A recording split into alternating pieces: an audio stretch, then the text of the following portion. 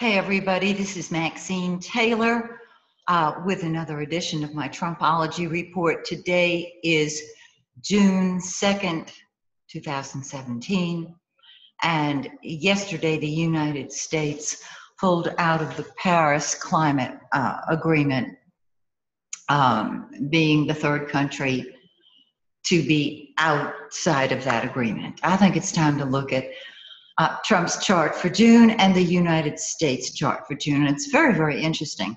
And I'm going to give it to you in just 1 second.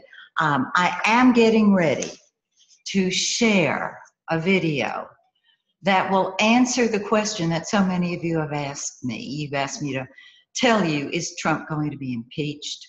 And I'm just going to give you a little heads up.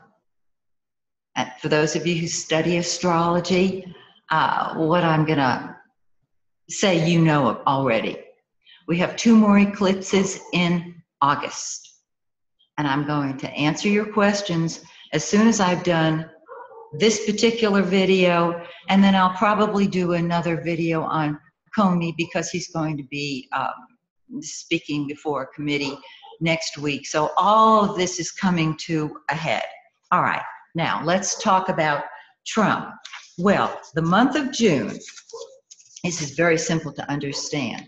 The sun, the giver of life, is in his 10th house of publicity, of public image, of career. And he will have a solar return on his birthday. And his birthday is the 14th of the month. So be prepared because there's going to be a whole lot, probably a big wing-dang-doodle going on. But that is when he comes into his own for the next year. The sun in his 10th house brings him before the attention of the world, before the attention of the public. It gives him great recognition. And of course, in his 10th house, we know he's got Uranus, the rebel, the unpredictable one.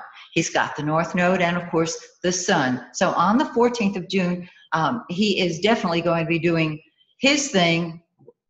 I don't know what type of birthday celebration they've got planned, but I'm sure it's a big one. Okay, then the sun moves into his 11th house of friends and group activities, and it sits on his Mercury. Mercury is the communicator. So there'll be a lot of communication with 11th house groups, with friends, with, now in a mundane chart, this is a personal chart, but in a mundane chart, the 11th house does rule the Congress. So we can expect more of that, I think, in Trump's chart simply because he is president. Now, Mars, the red planet, wherever it falls in your chart by transit, those are the planets going round and round. That's the part of your life that is the most important to you. That's the part that you throw yourself into. Mars is war, Mars is passion, Mars is what comes first to you. And so with Mars sitting not only in his 11th house, but on Mercury as well, there's a lot of communication with groups, with friends, with any type of group, doesn't matter. Okay, that's the first that I want to talk about when it comes to Trump in June. Mercury, the planet of communication, correspondence, transportation, rules our mouth and our minds, is also in his 10th house because the sun and Mercury and Venus travel together as a team. So Mercury, the communicator, is firing up his public image. It's already started and it's going to continue. And then of course it sits on itself. He has a Mercury return by the end of the month. And this is more communication, more talking before groups, whether it's his fan base, whether it's the legislature, it doesn't matter. This is him talking to groups of people.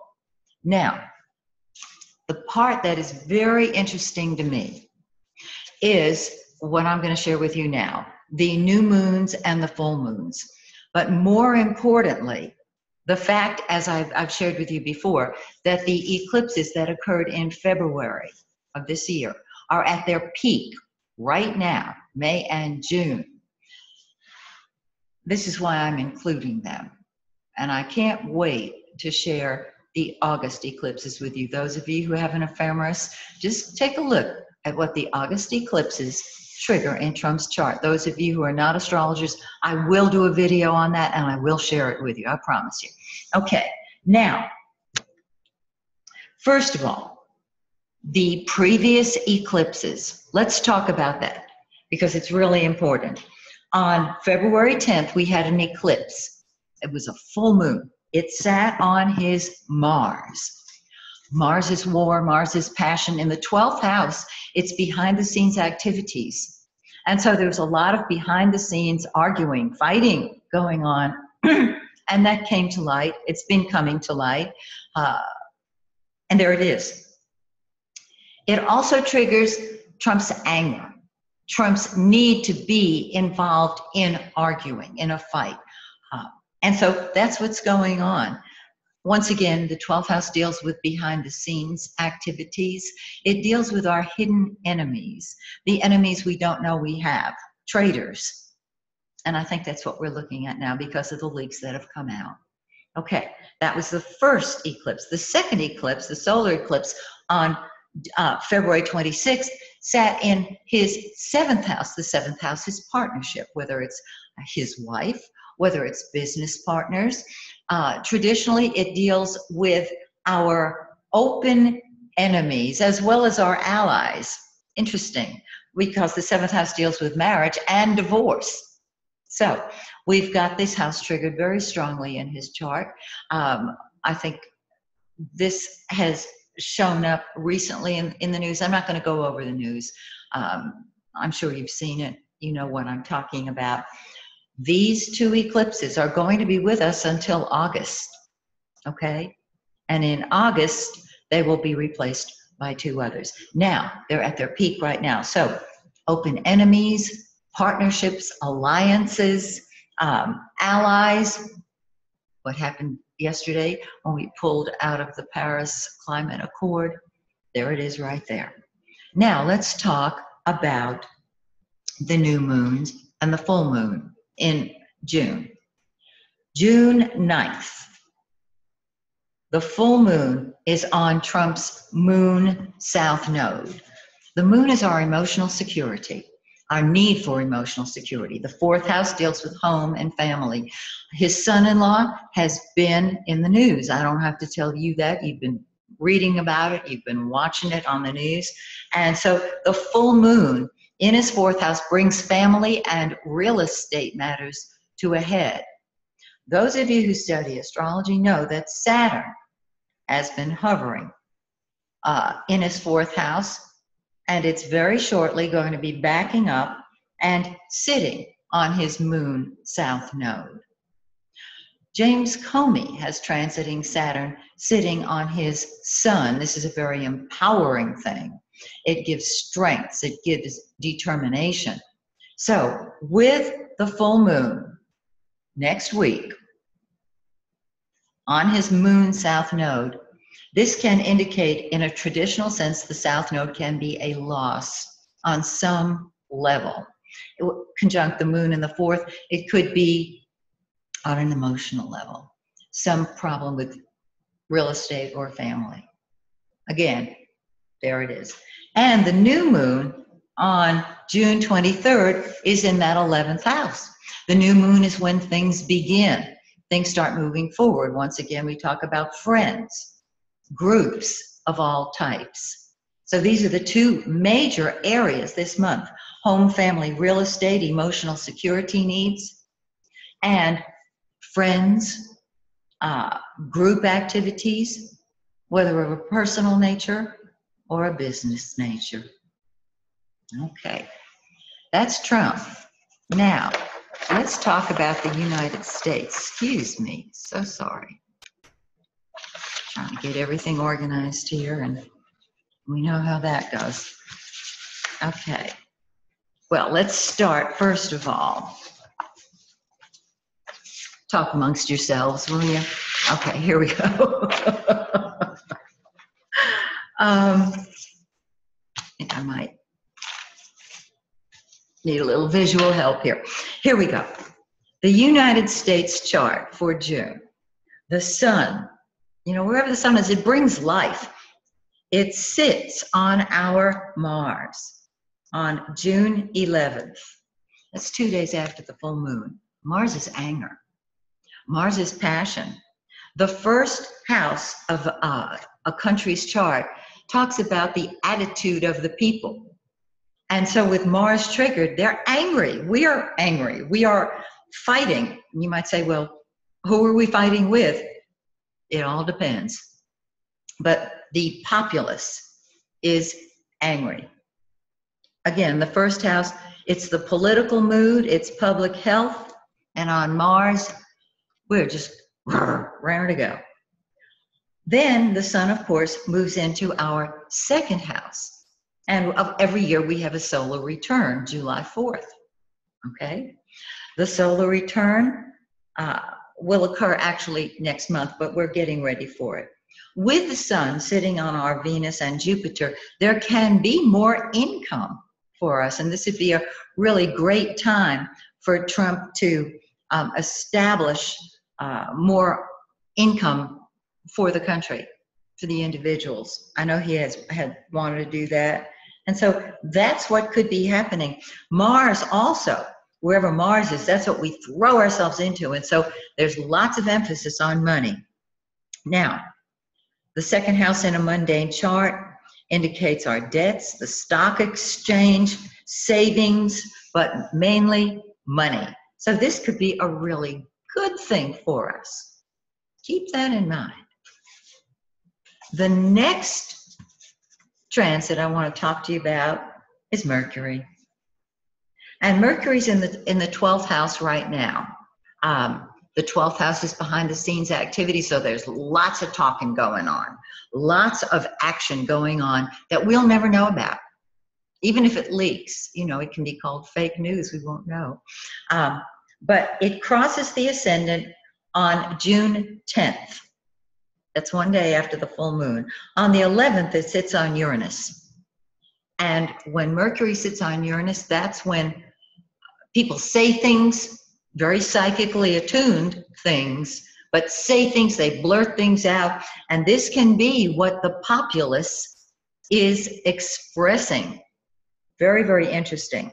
Then when Mercury sits on Mars, which it does on the 16th, and remember the sun is going to sit on Mars on the 11th, which is wonderful, but Mars is war, Mars is fighting. It doesn't mean we're at war with somebody else. It means we are angry. And so that's what's going on. There's going to be a lot in the news, obviously. Now, Mercury is going to move into the second house and sit on our Venus, Jupiter, Sun. And so this is new ways of creating money. We're thinking of it. We're creating more money. This is a good thing. Some of you are saying, well, is it in coal? I have no idea. It doesn't even matter. The money is triggered, which is really cool. Now, let's talk one more time about the new moon and the full moon and the previous eclipses in February. I know that you are. Those of you who follow me regularly are used to hearing me talk about them because they're active right now. Okay. The first eclipse, let me get my cheat sheet here. I want to give you the degrees in case you don't have them. The full moon, excuse me. The first eclipse was February 10th. It was in our 4th house. Now, the 4th house deals with the party out of power. It deals with the weather. It does deal with the weather. It deals with climate. It deals with crops. It deals with real estate. It deals with seniors. Let me see if there's anything else. Domestic affairs, land, farmers, mines, miners. Okay, that's triggered right now. It was triggered in February and it's at its peak right now. The second eclipse, the solar eclipse, was February 26th. And this one fell in the 10th house of the president, which is very interesting. And what it does is square the ascendant. So it says that the the party in power and the president as the leader is squaring the ascendant, meaning the attitude of the people. And so it starts with the 10th house. It starts with a leader and manifests as a clash between perhaps the president, certainly the party in power, and the populace. Now, I want to mention that the February 10th eclipse fell in the 4th house, but it opposed the moon, and I didn't put the moon here, the moon in our United States chart in the 10th house. The 10th house is the president. The moon in Aquarius represents the president. And in opposition to that says that because of domestic issues, there can be opposition to the president. Many of you have asked me about impeachment, and this is where I'm looking at it. This is where it's showing up. Now, let's talk about the new moon and the full moon. The full moon on the 9th of June is in the United States 7th house, our open enemies and our allies. Once again, they're one and the same. It's like the 7th house, as I mentioned, is both marriage and divorce. So the full moon is in opposition to the United States Mars. And that's what we're going to be dealing with. So because of our allies, because of our open enemies, we lose a certain amount of personal energy, I want to say. But the new moon on the 23rd is here in the 2nd house of money. And we talked about that earlier when I showed you that the sun and Mercury are both triggering the 2nd house of money. 2nd house of money, sitting on our Venus, Jupiter, and ultimately our sun. And so this is going to help our money. This is going to help our values as well, because the 2nd house deals with money, possessions, the stock market, anything that brings money to us.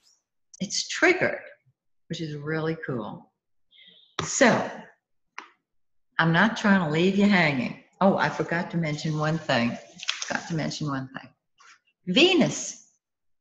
Venus is the pink planet here. Venus, the planet of love and money. It's the lesser benefic. Jupiter is the greater benefic, and Venus is the lesser benefic.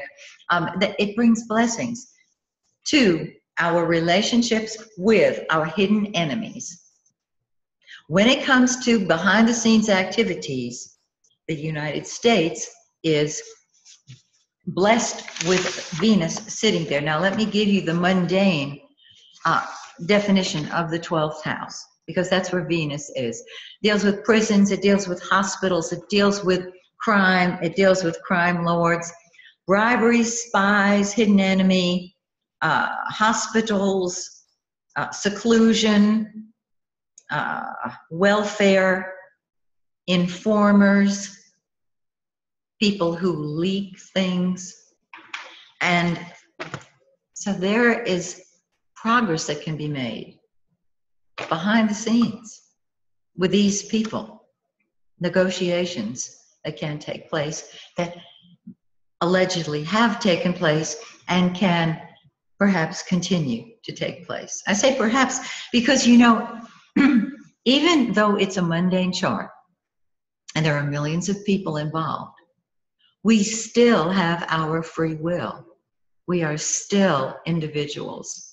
And I throw that out there because it is very difficult to predict exactly how these aspects are going to manifest. However, as I give you the lunations, the new moons, the full moons, the eclipses, the transiting planets, you will see exactly how it's working out. So that's it for now. I hope you're finding these helpful. I hope you're finding them exciting, enjoyable, informative. And I'll be back with yet another one soon. So until we meet again, may the stars shine brightly on you and yours. And may the stars shine brightly on our world and the United States of America.